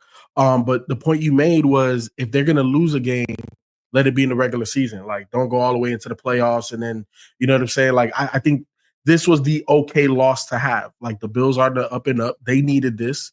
The Chiefs didn't need it. It's like we own you guys in the playoffs. We go to your house, you can come to our house. It don't matter. You know what I'm saying? So, and that's why I agree with you, Q. When you are a champion contender for as long as they've been champion contenders, the regular season does get a little bit boring, and it's just a drag because this is no longer what is going to solidify your legacy. You know what I'm saying? Mm-hmm. Like, there's guys in the league that the regular season is going to solidify their legacies, and that's what they can stand on. But Mahomes has superseded that expectation already. So the regular season, yeah, it's important. Yeah, we want to, get good tendencies and get better every day, the cliche thing that they all say. But it's about the playoffs for these guys. And that's the reason why every single person on this panel, like 3 should be your highest on the worry meter when it comes to Pat Mahomes in the squad, regardless of how they look, because all of our eyes has seen what this man has done in the postseason. So we're giving them, ultimate grace. But people, you know what this reminds me of is when the year that the Heat lost to the Spurs really bad, 2014. Everyone was so worried about if they were going to lose to the Pacers because they were losing. Like, I think they lost like 4 straight games, and they were barely beating teams like Charlotte. And they said, "Man, Charlotte got Al Jefferson. Can LeBron and them get past Charlotte? We'll see." And they beat the fuck out of Charlotte, and then they beat the shit out of Indiana. And they went on. Like, come on, man. And then they went on to get spanked in the finals, but they got there pretty easily. And then everyone's doubting this LeBron type figure right now, and I just don't understand where he's giving you any inkling that he's not who he is. He's still him, bro. Mm-hmm. Shelton, where's your number at? What, worry meter? Mm-hmm. It's at a 5, and for Kansas City. Yeah. I mean, that ain't to me. That's not. Yeah, that's not high at all. But it's for the same reasons that Q said. We got a 10, right? No. 5 to me is medium, and the only reason, like I said it that way, is because you do have to at some point pay the piper. At some point, you have to. I don't worry much about Patrick Mahomes and him going on and doing great things, but it's championship or bust for him every single year. But this year, there's so much parity in the league that you gotta be on point. Now, and I need to see those other guys step up and do what they're capable of doing. We've seen him do it with less, and that's not to say he can't do it again. It's just my level is 5. It's right there in the middle. Now, it's funny though hearing this though, because there's people on this show who said Patrick Mahomes was done at one point. I remember that. What? Ain't nobody said that. Nobody on this show said ain't nobody ever said that on this show. No. That Patrick Mahomes is done. Patrick Mahomes himself is done. Okay. No, nobody said that. I'm gonna go back and find it. Yeah, it was said a couple years ago. We said Jalen Hurts was done. Not you. Lou, this way before. You talking about Nick? I ain't say nothing about Patty. You could go back to the tapes. You'll hear exactly what I said. Admittedly, I thought that the Chiefs were done winning Super Bowls. I never thought that Patrick Mahomes was done as like a great QB because he was struggling he was struggling at one point, and everybody was kind of calling him out for it. We not us. We was like, fuck all that. No one figured out Patty. My thing is no. I think that was off the back of last year. Last year, Nick, you was like, "Oh, I don't know if his receivers." I told you. I promise you, it had nothing to do with. I verbally said this has nothing. I trust Patrick Mahomes. I don't trust those receivers. They couldn't catch for shit. Lou, they couldn't. And then I said, "This." Nah, Nick, you said you. Nah, Nick, I thought you said you robbed that nigga, man. I told y'all. I'm not talking about for everybody who's in the chat. I wasn't talking about last year. This was a couple years ago. You said, man, if I see Patrick Mahomes, I'll beat that nigga ass. Ain't that what you said? This is about 3 years ago. I told y'all it didn't matter till it counted, and when it counted, at my own. My boy Joey bad. My number is at number 1, and it's not for the worry meter. It's for the receiver. Cause say what you want about Xavier Worthy. Some cornerback said that this nigga just know the deep ball. That's it.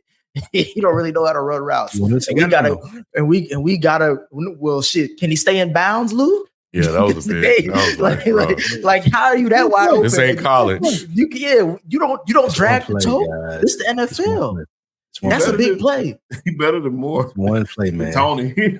He better and to Shelton's point, it's a lot better than what he had to deal with outside of that. And he's much faster. It's one play. He ain't gonna fuck up like that in the play. Patty gotta trust him. That's what I'm saying. Like this game was a lot about. They went to him a lot. This game was like, we need to start kicking the gear and developing this kid because if we need his skill set for the playoffs. Because we're gonna be in shootouts like this with the Bills, for example, and we're gonna have to put up more than 30 points. And we need this motherfucker to be able to know how to catch the fucking ball in bounds when I'm throwing it. Now Patty could have thrown a better ball technically, but at the same time, when you that wide open and all you gotta do is drag the toe, bro, you getting paid you a first round pick, my nigga. Like we expect you to do the simple shit, which is stay in bounds and catch the ball. He got juju. He don't need him. Well, I'll say this. I'm not worried about the Chiefs. The Chiefs are 9-1. When are we ever worried about a 9-1 team when you got Andy Reid and Patrick Mahomes? And 2, the Bills, can they get to the championship game? I don't expect them to go to the Super Bowl because they were not a Super Bowl pick. I don't even know if I had them ranked in the playoffs, but either way, I think this season isn't about just winning one game and getting to the division round like they always do and then kind of get bounced out. Can they get back to the AFC championship game? That'll show me a lot about Josh Allen this year. Outside of that, I mean, I could give a fuck about the Bills. This might be the year for the Bills, y'all. Man, please. Nah. Don't drink Nope. Shakir at the number 1. Like, come on, bro. Like, the Bills ain't the one. Yeah, no. Bills ain't it. Last one we got before we get into our picks of the week. The Chargers. Well, Nick told us that we were not going to talk about the Bengals for the rest of the year. I had somehow Nick produced this show. He manages to squeeze it in. There was a question that I wanted to ask But it was about two teams that I knew y'all would not care about. Super Bowls. And again, I'm The only here to Bengals talk. and who else? This question is coming about. I want to talk about another team, Harbaugh. We got to start giving Harbaugh his flowers. Please. Hey, come on, we ain't got to the playoffs yet. Why you gonna give him flowers? We can't give him. You gonna give Harbaugh flowers, but you can't give Mike Tomlin flowers? I already gave Mike Tomlin flowers last episode. What are you talking Them about? flowers are dead, nigga. That shit ain't like. We ain't doing that. So are they serious contenders? Hell no. No, The Chargers? Absolutely not. no. I'm not buying that shit. I'm not buying anybody that can leave practice and go to a beautiful beach. I'm not believing that shit. bro. Why you hating? Why you hating? I'm hating on that shit. No, fuck that. You Like, sound like a Philly nigga. You like, sound like a no, nigga like- from Philly. that shit. You sound like corny a as nigga hell. like- Oh, I'm Niggas gonna go wear to Tim's like. year round. Come on, Tim's bro. with shorts. Like you sound like a nigga that. No, nigga, you believe in a team. You believe in a team that can leave practice, go to a beach and eat In-N-Out Burger? Fuck no, I'm not. Yeah. I'm not believing that shit at all, man. The same with Miami, Florida. Oh, I'm gonna go to the South Beach. Like, no, you're not serious, bro. You're not really playing football. This is your career. This is not You your hate. sport. You nigga. hating. Like, You hating, Q. Q, Fuck you that. hating.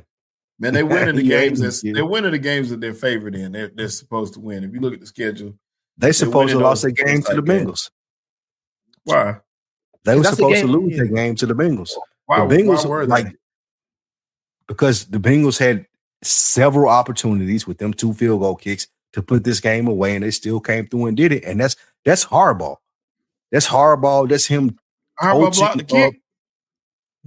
No, he didn't. No. But- Look, in simpler But that's ways, him coaching. this That's is the him coaching up difference. his team. That's him coaching up his team. This is the difference of why we were saying like years ago, Justin Herbert's a talent, but they weren't winning these games, right? We were calling out the coach then. I'm bad with names, whatever. that, Brandon Staley, yeah, something like that. Brandon Staley, right? Like it was down the stretch, close game. Can you win the physical, right? And we're seeing that with Harbaugh. We knew that that's what he was going to bring to this team, and it's paying off already. Last year they would have lost this. They would have lost this game. This is the games that the Chargers used to lose. Now they winning. Facts. Hey, and I'm not let's talk saying about that kicker, Nick. Let's talk about that kicker real quick. I don't want to talk about. That's the one thing I don't want to talk about no more. This thing almost started shaking. He almost started shaking. He did. He already hate Logged kickers. off. He almost logged off. He already hate kickers, and then for his kicker to do this to him, that's bad. It's expected though, Sheldon. That's the thing. Hey, Is like Nick, as Hey, Nick, soon as Nick, you started screaming like Shorty did when Trump got elected. you said no at the bar. I was ripping up the team schedule like that one lady did in that courtroom saying the Hawaiian chant. I was doing the Hawaiian chant against the Bengals season. That's what I was doing. Oh yeah, that shit. in New Zealand. Nigga started spazzing. That was crazy. But the shorties was like, "Is he okay?" Like, I'm sorry, just get a little bit. I cut the game on and off. I cut the game on and off like 5 times because I figured you did because when they was coming back, Nick, you wasn't saying nothing. I said, Nick, man, Nick ain't finna say nothing. He is not finna let them do this to him. Sheldon, you the worst though.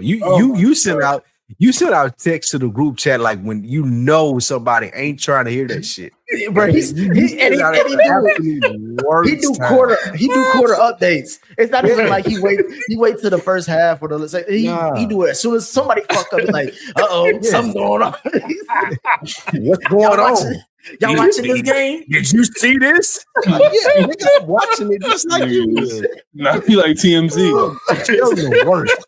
Yeah, Sheldon is the absolute worst. Nick threw his damn beer at the fucking screen at the bar. He was like, man, turn that shit off, man. Man, bro, I had to switch to tequila early. I was like, bro, this game is pissing me off. Well, I'm not even gonna be shit. I can't say shit about the kickers, bro, because they already. I don't fuck with them anyway. So he don't. You consistent with that. So, do y'all think? I'm glad you put this on here, Nick, because I was wondering this. Has Joe Burrow peaked with the Bengals? That's a good question, man. No, they defense ain't it. Like, these guys invest in defense, dude. It's not Joe Burrow. Joe Burrow playing better than Josh Allen. Joe Burrow's playing better than Jared Goff, in my opinion. He's playing better than a lot of these guys. Besides, like, I don't know, Lamar Jackson. Like, that's it individually. And it's just the defense, dude. The defense is letting him down. They can't get stops.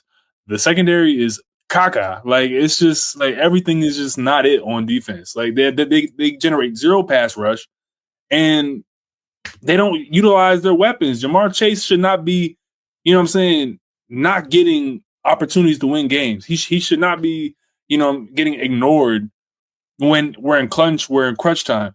T. Higgins should not be having to beg for, getting routes called for him, dude. It's just piss poor across the board. Zach Taylor got to go. He should have been fired week 3, because then we could have at least salvaged this season. Even if we kept losing, we could be like, well, we're just trying to come and find our next coach, and you have an excuse at least. You have the continuity here, and you're still terrible, and it just means your continuity is bad. So defense got to get revamped.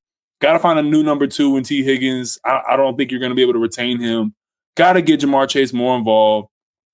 And the way that Derrick Henry should be used in Baltimore is the way that Jamar Chase should be used in Cincinnati. He's always open. So it's that simple, man. Joe Burrow's playing out of his mind. It's not his fault at all. He's doing his job. Yeah, let me give you some stats real quick.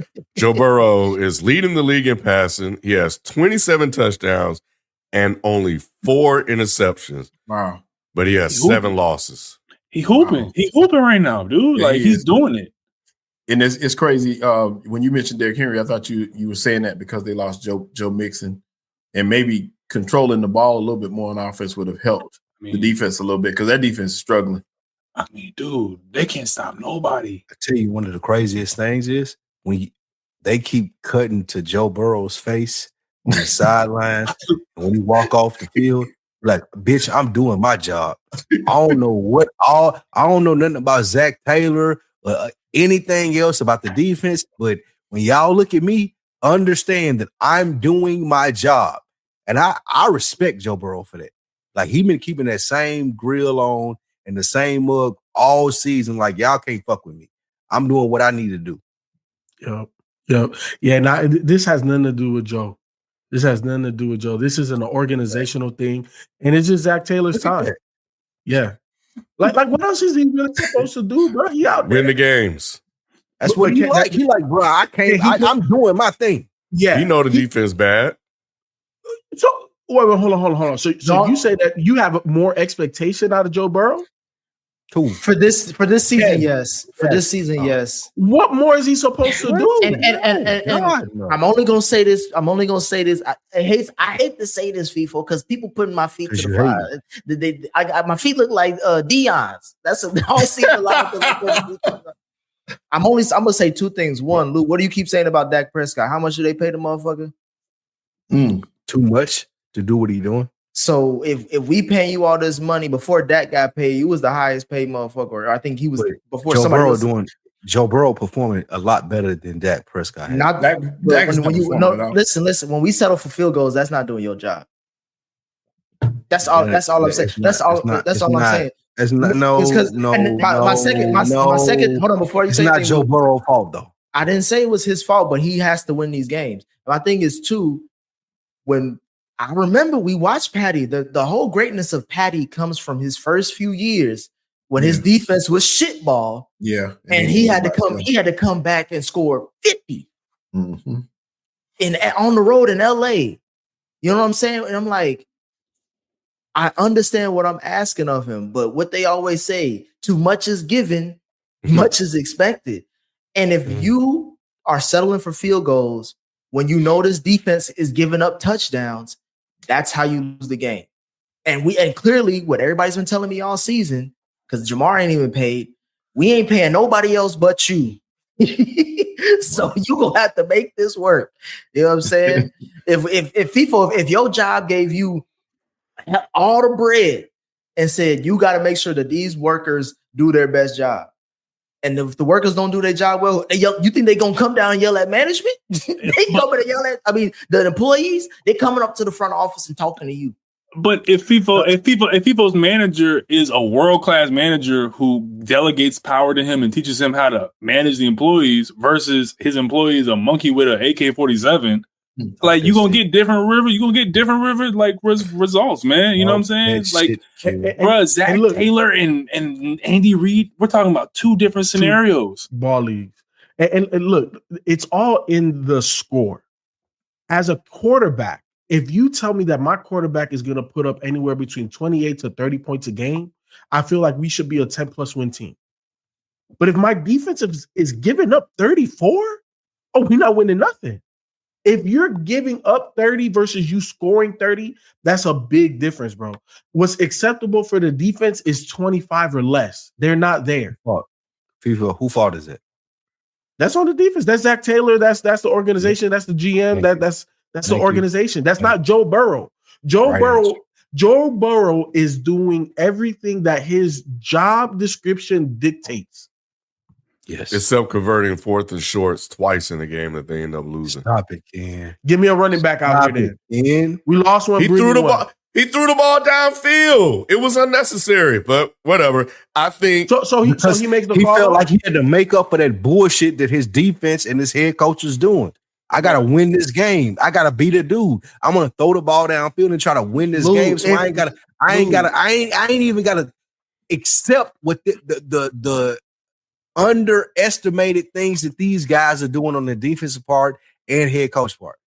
But I'm only asking this of him for this one season because how the season goes dictates how you should play.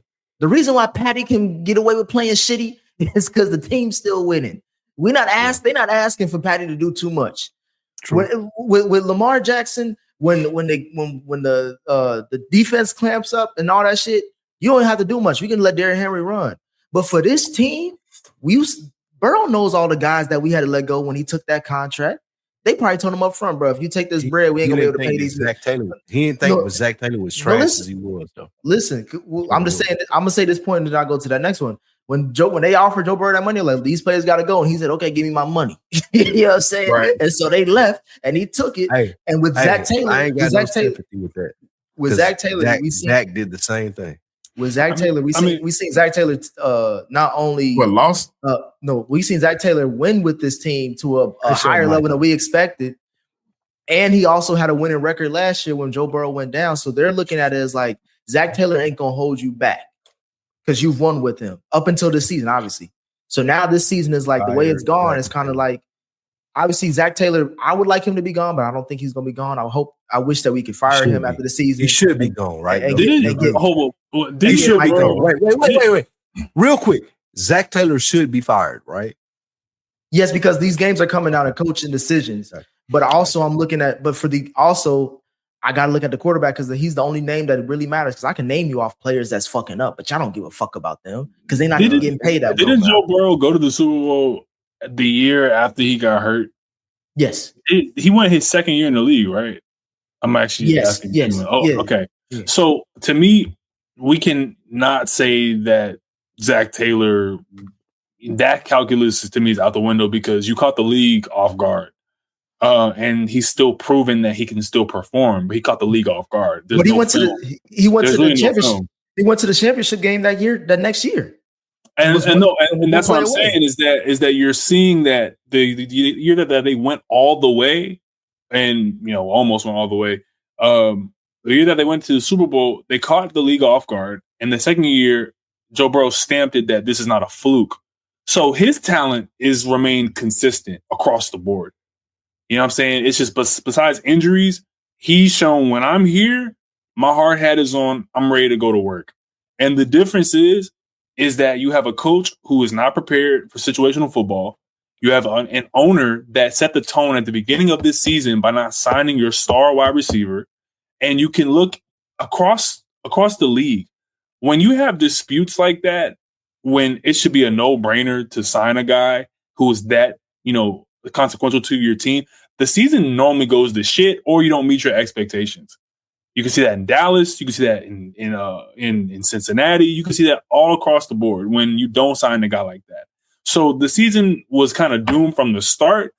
On top of the fact that Cincinnati ownership doesn't invest in the team to have a practice field or a practice facility and in the actual stadium, it's just like, what are we doing here? Like, you have a franchise guy in Joe Burrow who could be gold jacket one day, where we look like he's on that pace, and you're just not investing in him the way that you should. So you can't tell me that he needs to score 37 points a game. Like, you're asking him to be like the greatest show on turf. I'm just asking for one season, bro. Because if he was coming into the season, I had him ranked number 2, and a lot of people in America had him as the number 2 quarterback in the league. And his ranking has dropped because of wins and losses. They coming down to a lot of these losses, like 5 of them are one possession games.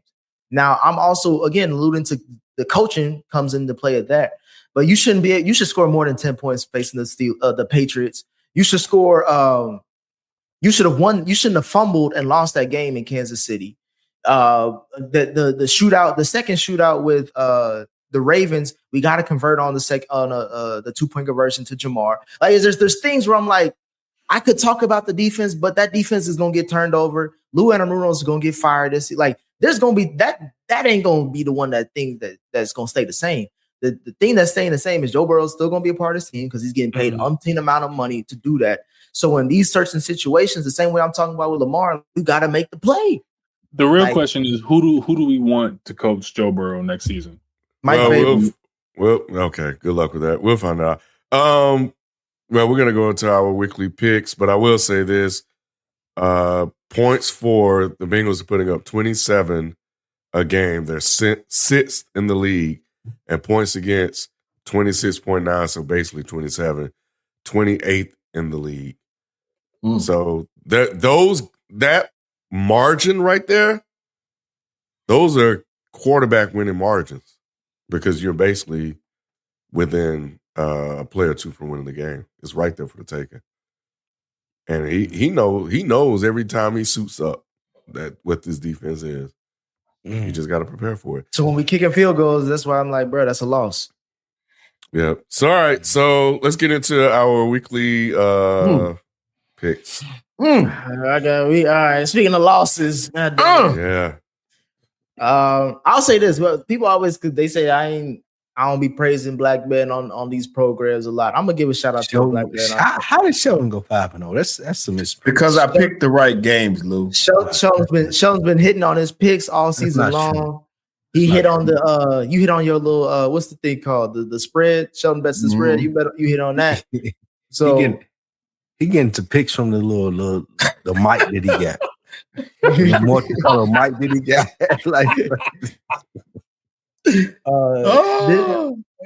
This season, I guess I'm like the Bengals. I'm just praying to get over 500. Yeah, I don't think I'm gonna catch FIFA, but we'll see. But as you can see, those are our scores from last week. There was a couple games I'm like, bro, what the fuck is going on? Hey, I was close. I take risk. I don't. I was very close. I expect Ken. Yes, absolutely. The Bears game. Did we pick that one? Yeah, we did. Yeah. Ibra fuck up decided to rely on the kicker. I guess he didn't watch Nick's. That was the dumbest thing ever, man. It was so fucking stupid. Dumbest thing ever. Ken, the crazy point about that is 45 yards and in, their kicker is 100%. From 46 yards and out, he drops to 76. He had a timeout and it was on the 46-yard line. Why would you not run another play? Like somebody had to tell him this. Because it's Matt Eberflus. It was so stupid. He needs to be fired. That's the reason why he didn't do it, because he don't know all the shit you're talking about. Yeah, but and then the Bengals game, we picked that one and kicker again.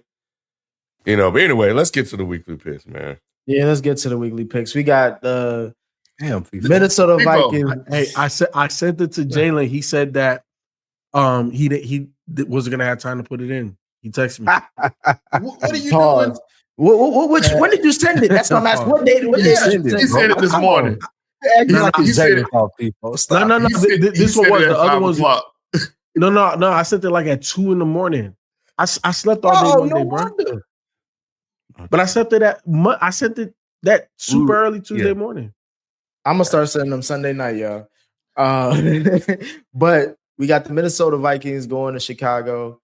Everybody, Ken, I don't know why you're trying to. I know Hey, you man. risking it. You got to throw them Hail Marys sometime. Hey, We'll see. I got the man. Vikings. He try to catch up.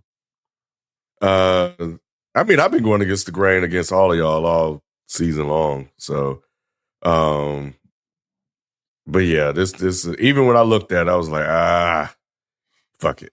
So yeah, I'm going with the Bears. Caleb was close, but again, he did not get a cigar last week. He made two good throws. I won't say great throws. One throw to Keenan Allen, if he would have threw a better football, he could have caught it and turned upfield. But Keenan had to jump and dive and catch the ball, and of course they had to use a timeout. But he did enough to win the game late, to put them in position to win the game, I should say. But there was another play where he could have put the game away. He did not make the play, and they had to punt it back, and then Jordan Love did what he needed to do to win the game. But I was almost there, man. That was the one. So I'm taking another gamble. That was a good one too, because J-Lo didn't show up like I thought he would. Yeah. And yeah, they escaped with that one, boy. Up next, we got the San Francisco 49ers going to Green Bay. Speaking to J-Lo. 49ers. So I guess I'm going with Green Bay just for the fact of I trust the quarterback more. And the 49ers don't look good this year at all. They even got everybody back. Must win game for the 49ers. Yeah. It's a must-win game, which means on the road though. So yeah, it don't matter. I'm going with J-Lo. Like, the Packers almost lost to the Bears. I think that this is way more important to the 49ers than it is the Packers. That's a division game though, Lou. Yeah, it is. I still think it's way more important to the 49ers than it is Green Bay Packers. I've been documenting to a certain degree the issues with the Niners. They cannot hold leads in the fourth quarter. That is a problem. You can. It has been a problem all season long, and now they are frustrated with it. And I'm with everybody. I think this is a must-win game. If they don't win this game, it's over for them. I think they're going to fall apart. And Debo has been absent. Debo ain't done nothing. It's been all Jennings. Debo is non-existent right now. I think you got one tutty on the year. Up next, we got it should be I think Philly versus LA, the LA Rams. Before we see the graphic. The Eagles.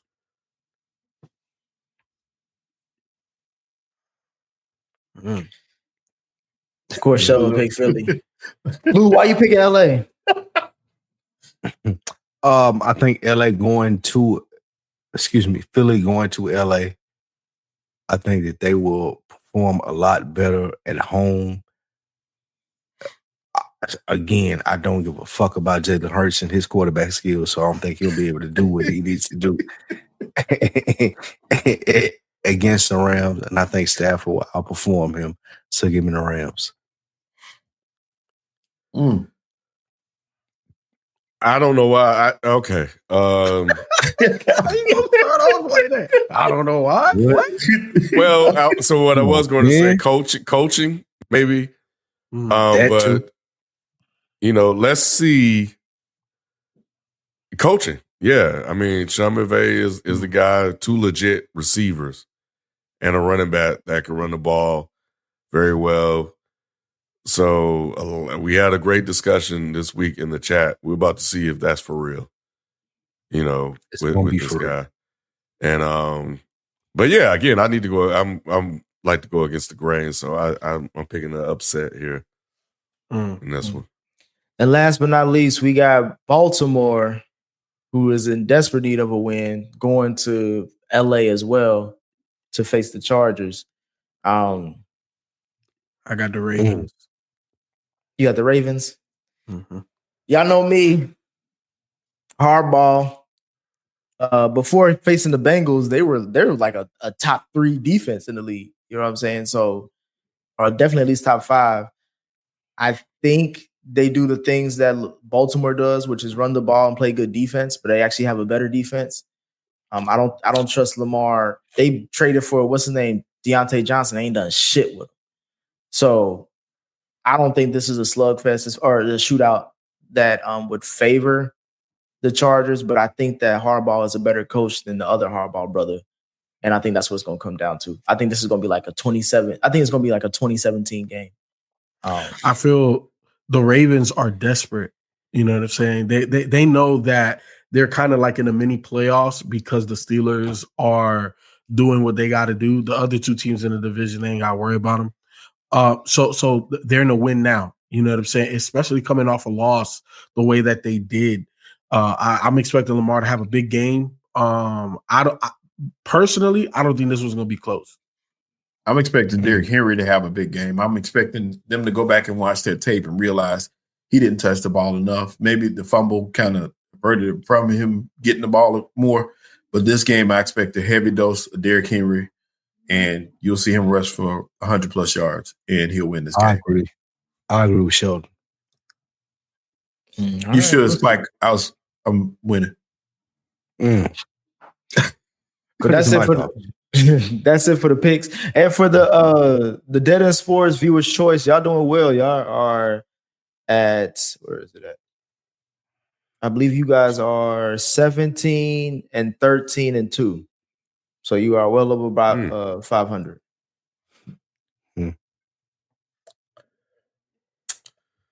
All right. Was there a segment this week, Sheldon? I didn't get it in time, and it's my fault on that. But I could tell y'all really quick what I got. I need to hurry up for my phone dies. Against the spread this week is going to be a quick one. I'm gonna give you a couple. The first one I have, let me get to my app. It ain't this on the screen right now? No, that's the one from last week. Yeah, that's the one from last week. Man, y'all got to get y'all stuff together. Yeah, and it's my fault because Jalen tells me every week, but it has to be on today. And by the time I was able to get to it, it was too late. Really quick, it's going to be NFL Thursday. We're doing Pittsburgh. I can tell you what they are, but I can't see the lines in front of me. But you got Russell Wilson going over 177 yards passing. That's the first line that I have. He's hit that line, I think, 4 out of the last 5 games. It should be an easy thing for him to do. You're still grooving, still connecting, still loving, still turning up, still thriving. You still got it, but your immune system, it weakens as you age. That's where vaccines come in. They help train and strengthen your immune response to fight off respiratory illnesses like flu, pneumococcal pneumonia, RSV, or COVID-19. Ask your doctor or pharmacist which vaccines you need.